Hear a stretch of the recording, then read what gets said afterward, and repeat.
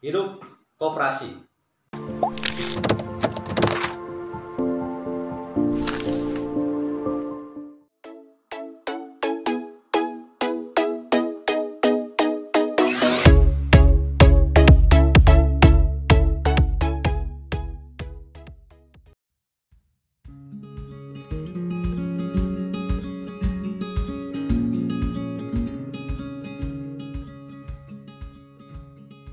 Assalamualaikum warahmatullahi wabarakatuh.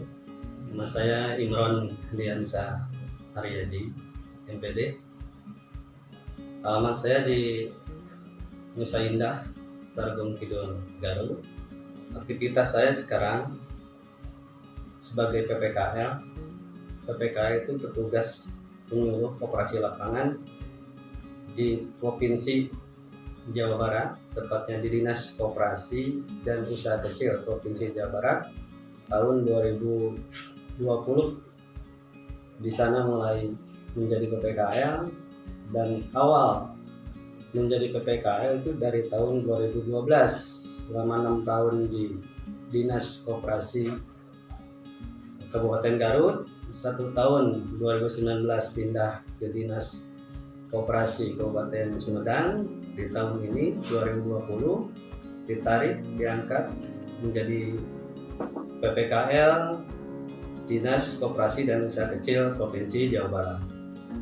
Selain sebagai PPKL, saya juga berprofesi sebagai asesor koperasi, tepatnya di Lembaga Sertifikasi Profesi atau LSP Dekopin yang beralamatkan di Jakarta, merupakan bagian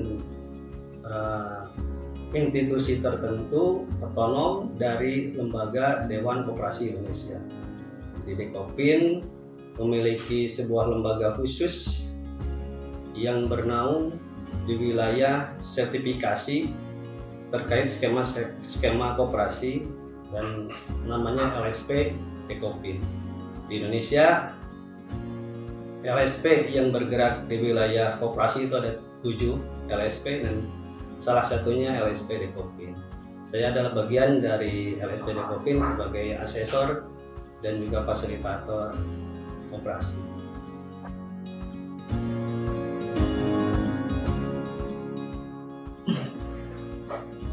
PPKL itu tadi petugas penyuluh koperasi lapangan, intinya sebagai penyuluh koperasi. Sebagai penyuluh koperasi, dia punya tugas sesuai dengan Cuklak Cuknis di Perdep 01 tahun 2018, bahwasanya tugasnya yang pertama pendataan. Pendataan apa? Pendataan koperasi-koperasi di daerah tempat ia bekerja. Kalau pada sekarang, karena saya di Dinas Koperasi dan Usaha Kecil Provinsi Jawa Barat, maka pendataan itu adalah terkait dengan data koperasi-koperasi tingkat provinsi. Karena koperasi itu ada 3 tingkat.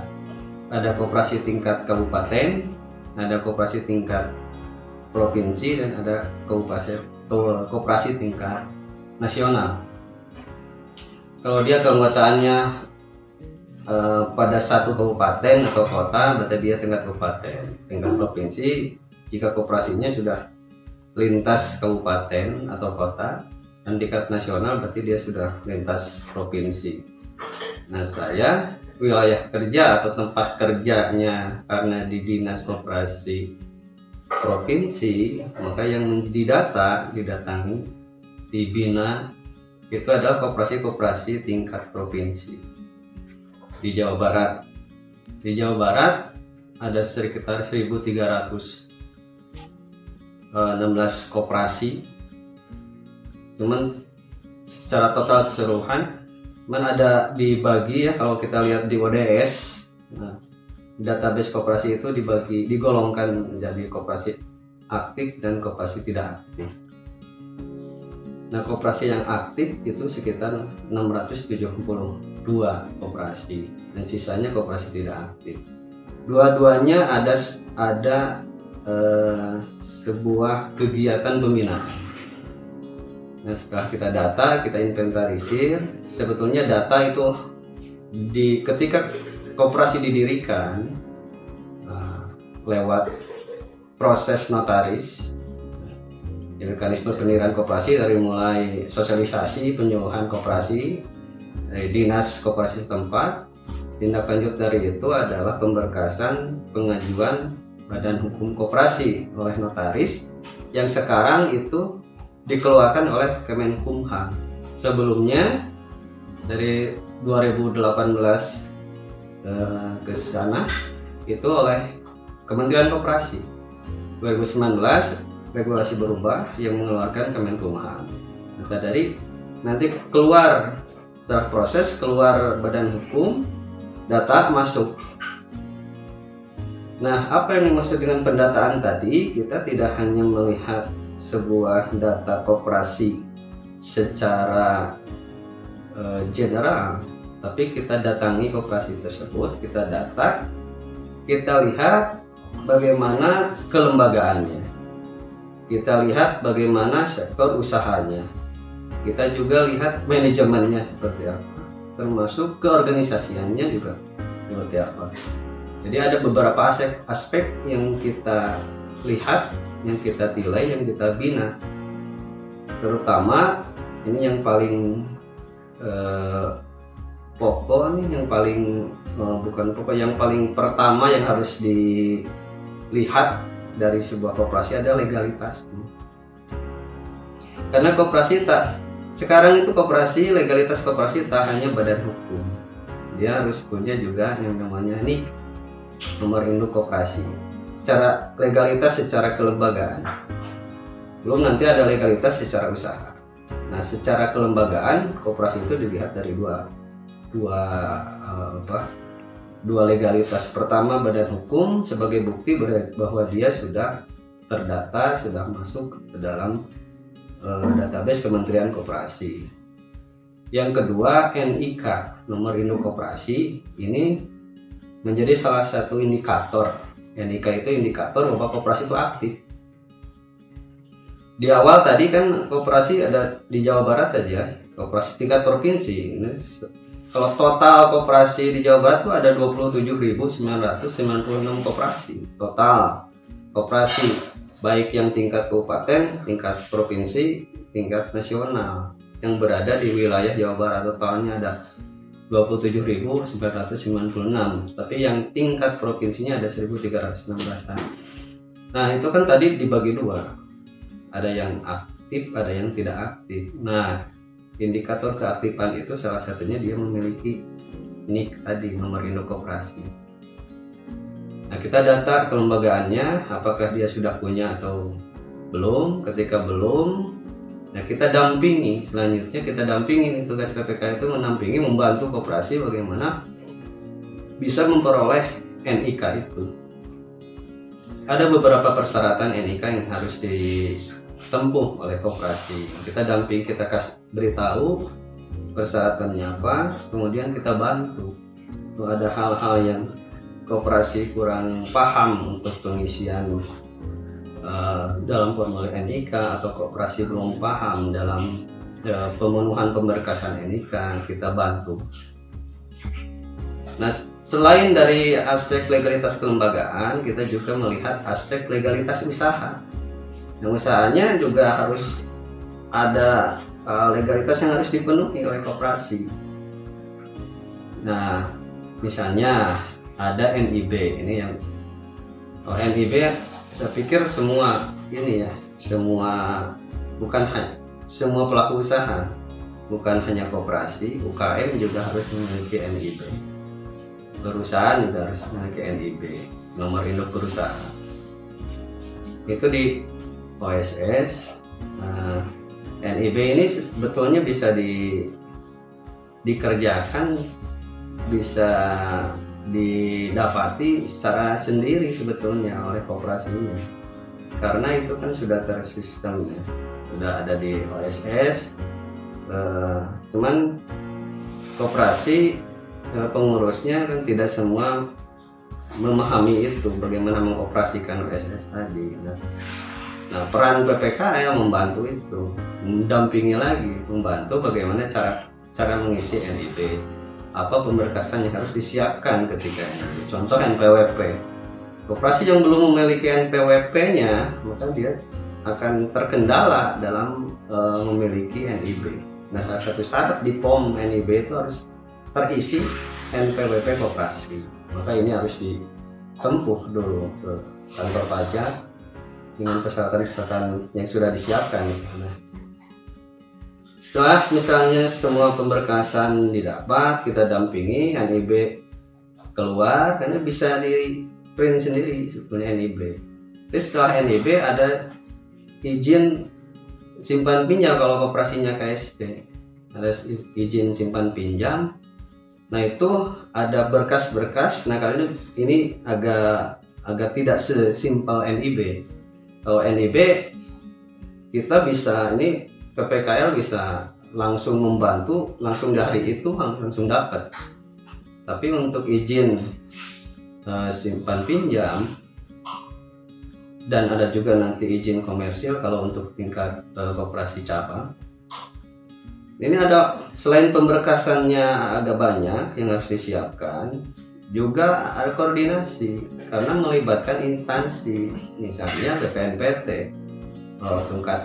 Tingkat kabupaten, BPNPT tingkat kabupaten. Kalau provinsi berarti kita ke BPNPT tingkat provinsi. Kita koordinasi ke instansi sana, ke dinas sana.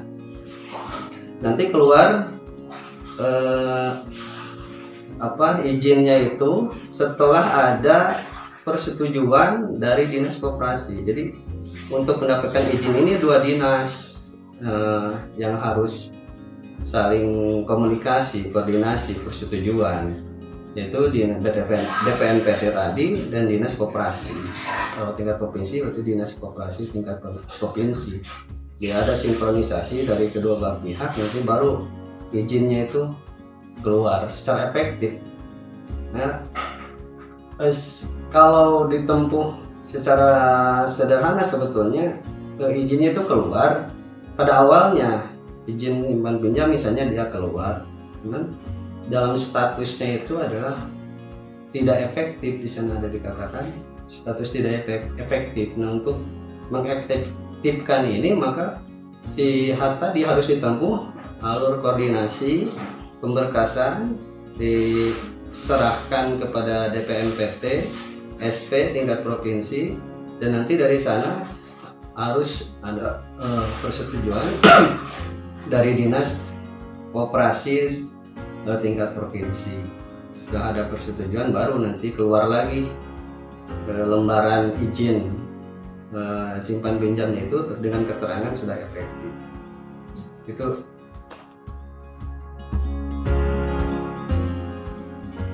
koperasi itu tergolong secara umum ada koperasi aktif dan koperasi tidak aktif.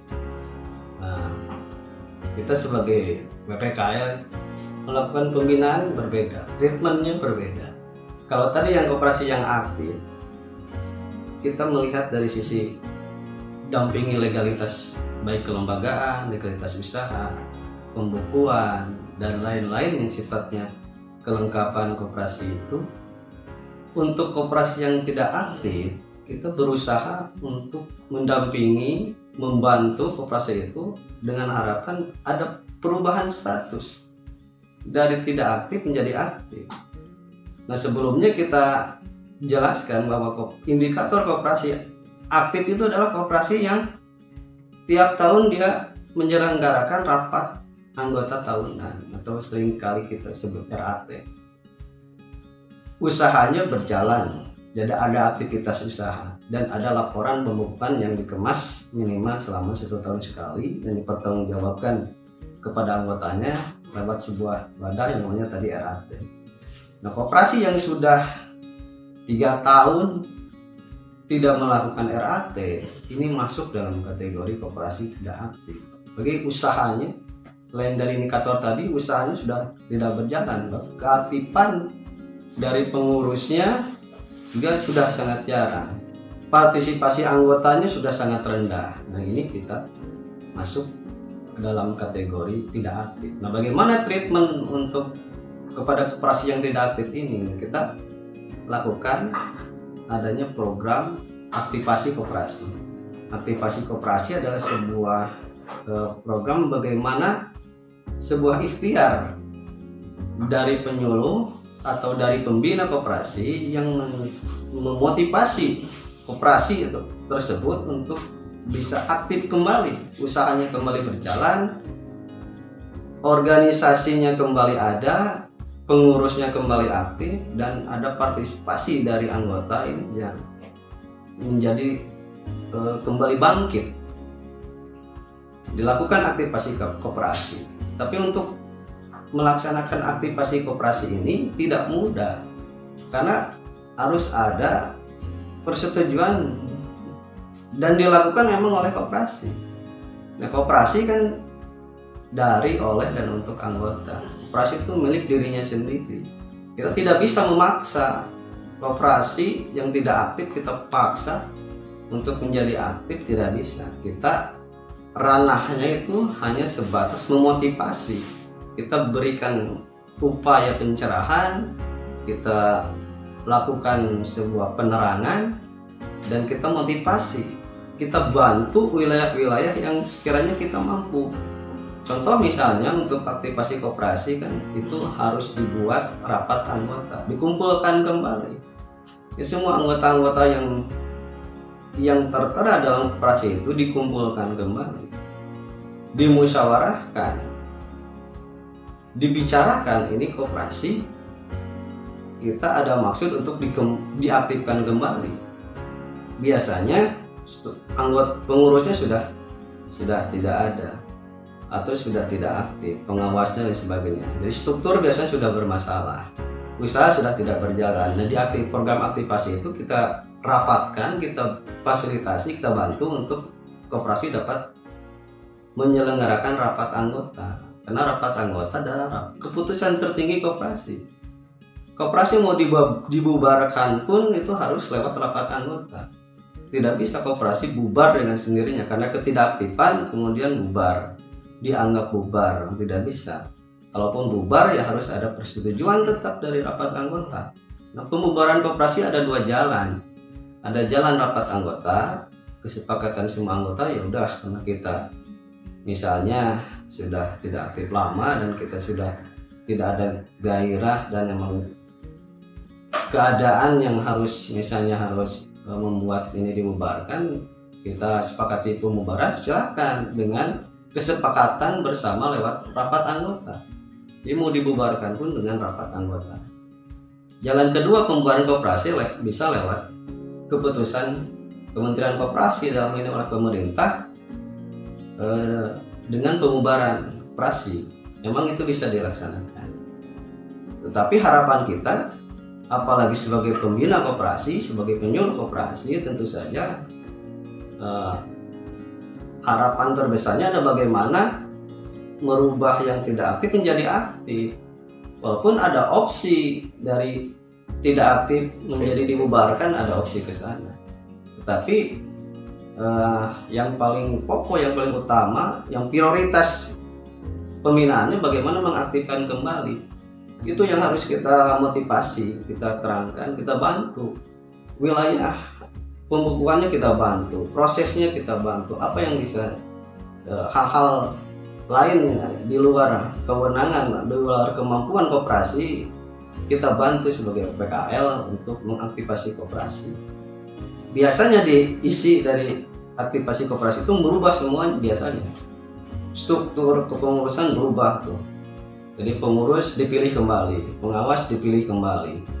Bahkan simpanan pokok juga dimusyawarahkan kembali berapa, simpanan wajibnya berapa. Jadi aktivasi koperasi itu hampir persis seperti pendirian koperasi, seperti rapat pendirian koperasi di awal, membahas kembali koperasi.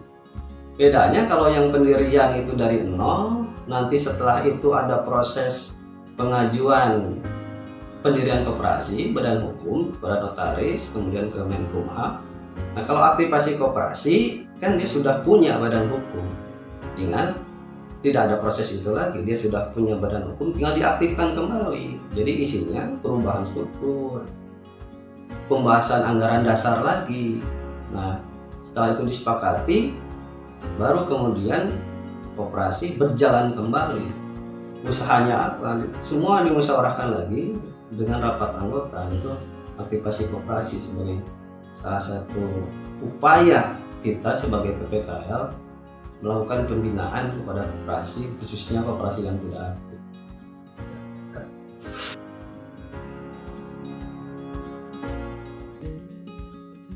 Ya. Kenapa mesti berkoperasi? Selain dasar, koperasi merupakan amanah undang-undang di pasal 33 Undang-Undang Dasar 45. Di sana jelas disebutkan bahwa perekonomian bangsa itu berdasarkan atas usaha bersama dengan asas kekeluargaan. Di tafsirnya dikatakan bahwa bentuk usaha bersama itu dengan asas kekeluargaan itu adalah bentuknya koperasi. Itu alasan secara konstitusi lah, gitu. Tapi kenapa mesti berkoperasi? Sebetulnya koperasi itu bukan keharusan. Koperasi adalah pilihan.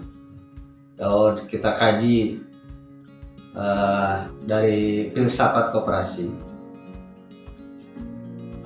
di perkuliahan, mata kuliah filsafat koperasi ini saya dapati, kenapa orang berkoperasi?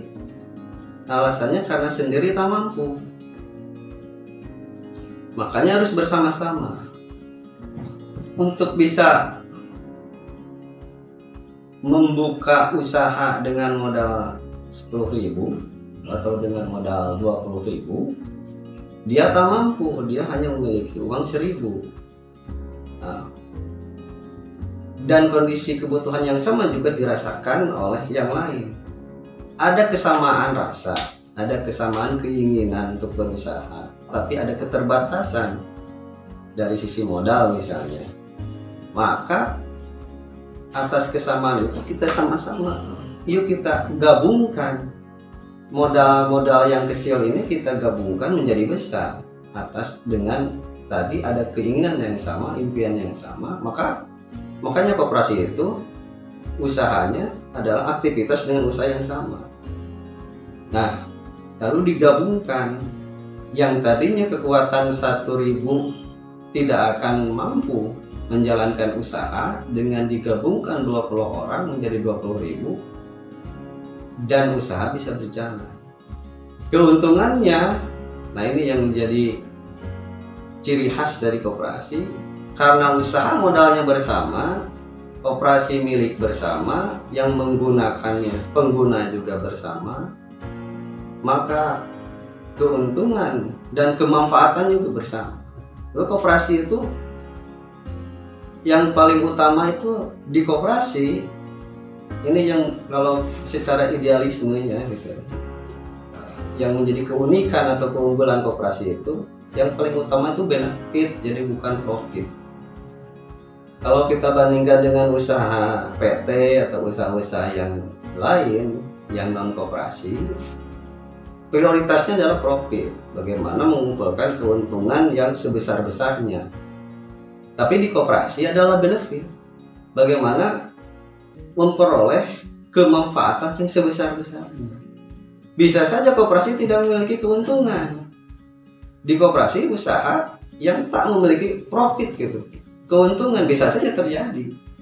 Kalau misalnya kita beli, contoh koperasi konsumen, kita beli barang, si koperasi beli barang di grosir misalnya, harganya 20.000, kemudian dijual lagi ke anggotanya harganya 20.000. Harga anggota beli sama dengan harga jual koperasi sama dengan harga belinya di grosir. Bisa saja kalau itu kesepakatan dari koperasinya, di koperasi bisa terjadi seperti itu.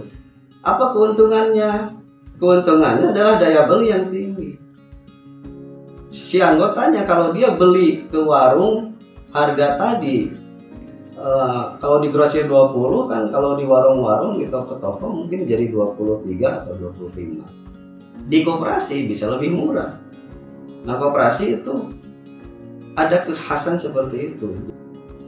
Nah, kekhasan dari koperasi itu bedanya dengan usaha yang non koperasi. Dia utama dari usahanya tidak melihat profit. Yang orientasi gerakan usaha koperasinya itu adalah bagaimana benefit. Jadi meraih kemanfaatan yang sebesar-besarnya, bukan keuntungan yang besar-besarnya secara nominal. Karena bisa saja terjadi di koperasi itu secara profit nominalnya tidak ada, nol, tapi benefitnya besar. Contoh misalnya di koperasi konsumen. Koperasi konsumen kita beli barang ke grosir, kemudian barang kita jual ke anggota kan, anggota koperasi. Tapi harga jual ke anggota koperasi bisa seharga belinya. Kita beli harga 10.000, kemudian kita jual pengurus 10.000 lagi. Bisa terjadi seperti itu. Otomatis kan keuntungan nol. Tapi di balik itu terjadi kemanfaatan yang besar. Apanya? Anggotanya merasa keberadaan koperasi ini bermanfaat, harga murah dibandingkan harga pasar, dia di bawah harga pasar. Dibandingkan toko, apalagi dibandingkan dengan swalayan, apalagi harga di koperasi jauh lebih murah. Sehingga murahnya harga itu membuat daya beli anggota itu tinggi. Nah, daya beli tinggi, merasa koperasi harganya murah, itu yang menciptakan manfaat atau benefit dari koperasi bagi anggotanya. Selanjutnya, konon katanya kan ini wacana di perkembangan kehidupan kita sekarang kan kita berada di era industri 4.0 dan ke depan kita akan menghadapi era sosial atau society 5.0. Nah, era ini adalah era bagaimana hal yang paling kuat itu yang akan bertahan itu adalah sebuah perkumpulan dengan konsep kerjasama. Di Jepang sudah mulai sebetulnya era sosial 5.0 ini. Ini adalah sebuah era bagaimana kehidupan itu yang paling penting dan bertahan itu adalah kehidupan bekerja sama. Jadi orang-orang yang hidup sendiri dalam perkembangan ke depan itu akan lebih tersisihkan ketimbang orang-orang yang bekerja sama. Nah, konsep kerjasama itu konsep koperasi sebetulnya. Nah, koperasi itu kerjasama sebetulnya.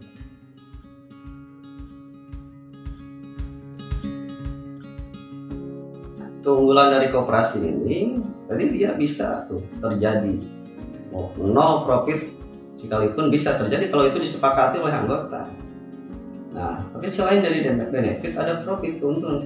Kalaupun dia mendapatkan keuntungan yang di koperasi disebut dengan SAU, SAU dibagikan kembali lagi ke anggota. Ya, biasanya emang ada pos-posnya, ada pembagian SAU. Misalnya ada 60% untuk anggota atau 50% untuk anggota. Sisanya ada untuk cadangan, kembali lagi untuk roda organisasi koperasi.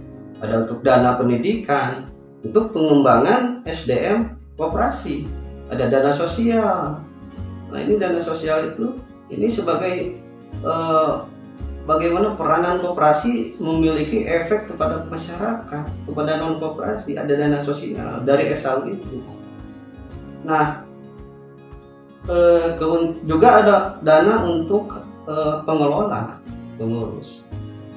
Tapi selain dia punya manfaat karena harga murah, di koperasi itu sebuah kewajiban harga kepada anggota itu harus lebih murah dari harga kepada non anggota. Pelayanan boleh, koperasi boleh melayani dirinya sendiri, artinya kepada anggota, tapi juga boleh dia koperasi melayani kepada non anggota. Kalau koperasi konsumen dia punya wasarda, kan tidak mungkin dia menutup sebuah pembeli karena bukan koperasi. Boleh melayani non anggota tapi harga yang berbeda. Pada anggota harus lebih murah. Nanti ada profit atau yang sering kita sebut SAU kita bagi itu kembali lagi Jadi koperasi si anggotanya itu dia sebagai pemilik, milik bersama. Koperasi itu milik siapa? Milik anggota, milik semua, bukan milik perorangan, bukan milik pemilik modal. Karena modal koperasi ada bersama-sama, ya pemiliknya bersama-sama. Yang kedua sebagai pengguna, anggota dia yang memiliki usaha, dia yang menggunakan usaha itu, dia yang memanfaatkan usaha itu, ya berpartisipasi pada usaha itu. Dan sebagai pengontrol, dia mengontrol sendiri tuh, dia memiliki koperasinya, dia menggunakan koperasinya, dia mengontrol koperasinya. Nah, kemanfaatan koperasi dibandingkan dengan non koperasi tadi. Jadi selain ada landasan konstitusional, koperasi juga punya keunikan, dia tidak orientasi profit tapi orientasi benefit. Yang ketiga, selain kalaupun dia memiliki profit yang kita sebut SAU, toh keuntungannya itu dikembalikan, dirasakan, dinikmati oleh semua anggotanya.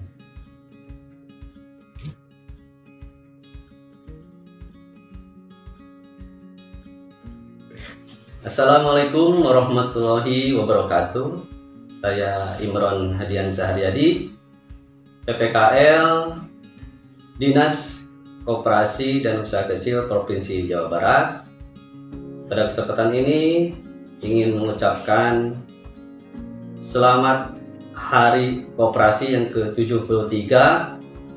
73 tahun koperasi sudah berjalan di negeri ini.